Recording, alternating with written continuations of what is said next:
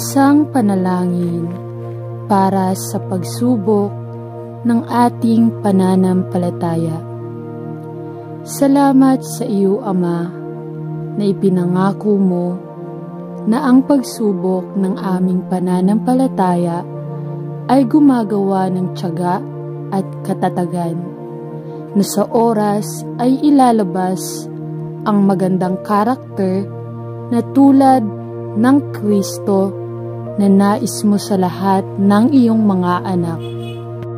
Ngunit na madalas na personal kung hinahangad na maiwasan o itinuturing bilang isang oras ng mapait na pakikibaka.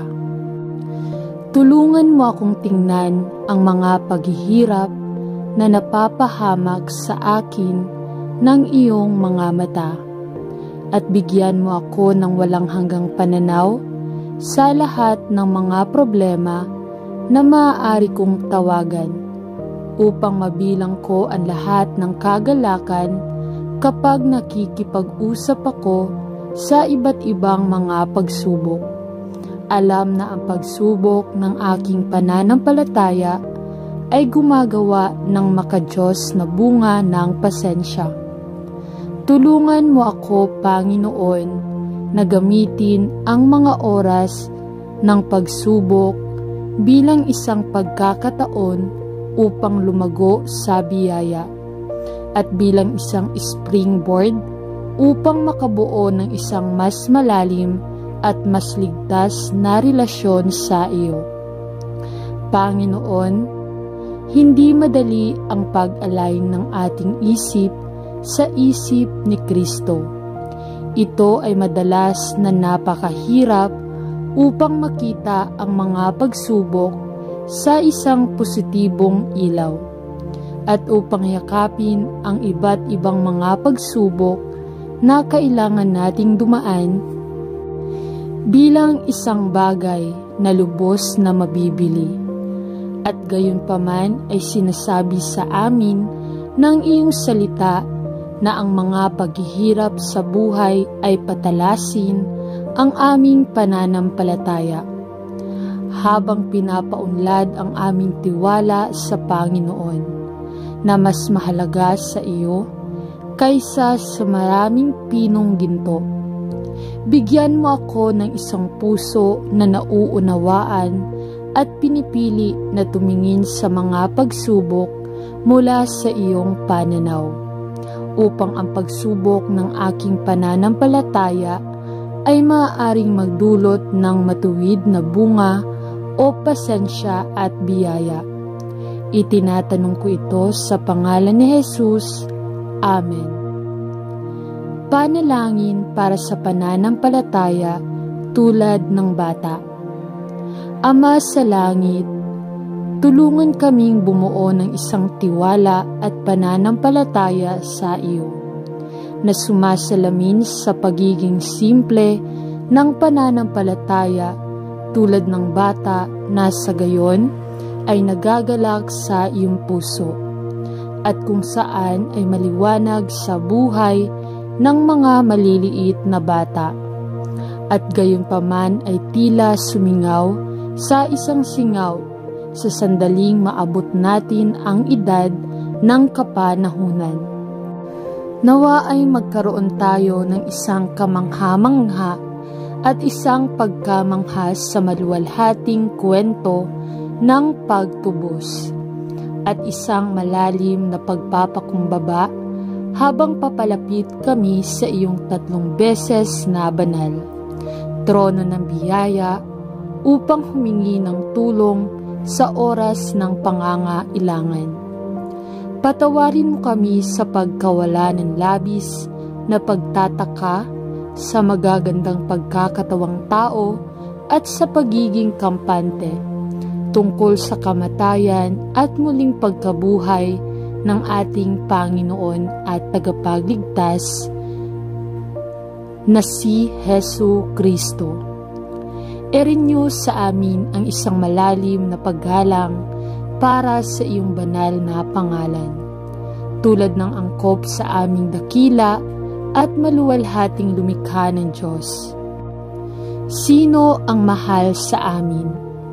Kaya't ipinadala niya ang kanyang bugtong na anak upang mamatay para sa ating mga kasalanan, upang ang sinumang naniniwala sa kanya ay hindi mapahamak, ngunit magkaroon ng buhay na walang hanggan.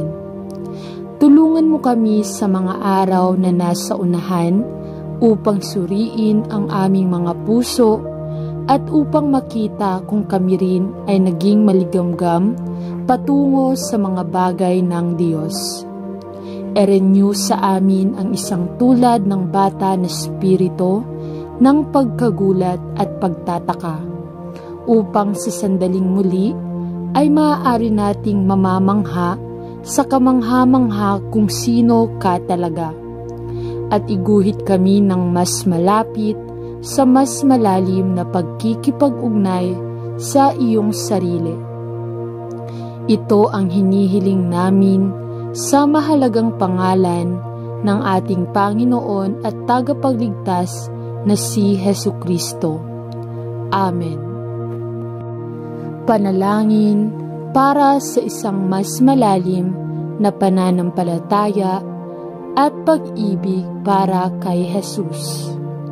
Ama, habang naaalala natin ang matatag na pananampalataya at pag-asa sa Diyos na napakarami ng malaking ulap ng mga saksi na ipinakita sa Hebreo Kabanata 11 at sa ibang lugar, ipinagdarasal namin na maaari nating sundin ang kanilang halimbawa at ilagay ang aming buong pananampalataya sa iyong mahalagang salita.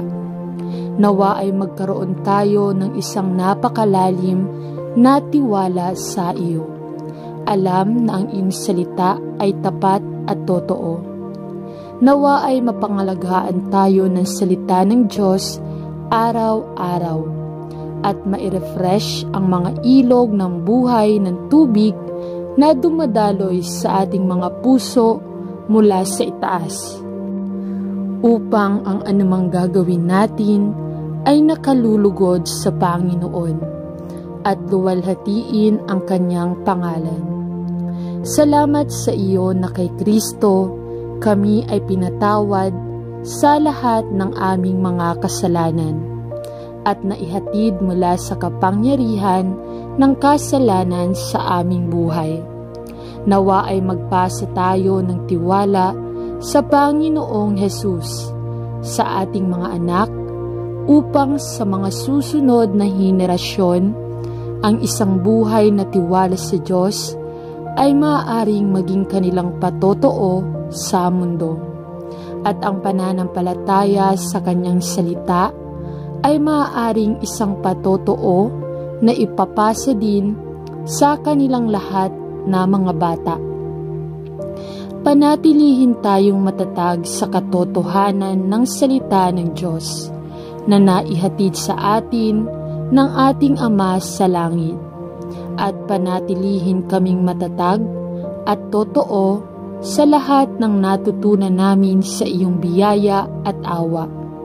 Nawa ang aming buhay ay magpakita ng isang napakalalim na pag-ibig para sa iyo, hanggang sa maluwalhating araw na tayo ay dadalhin upang makasama ka sa langit. Ito ang ipinagdarasal namin kay Jesus. Amen.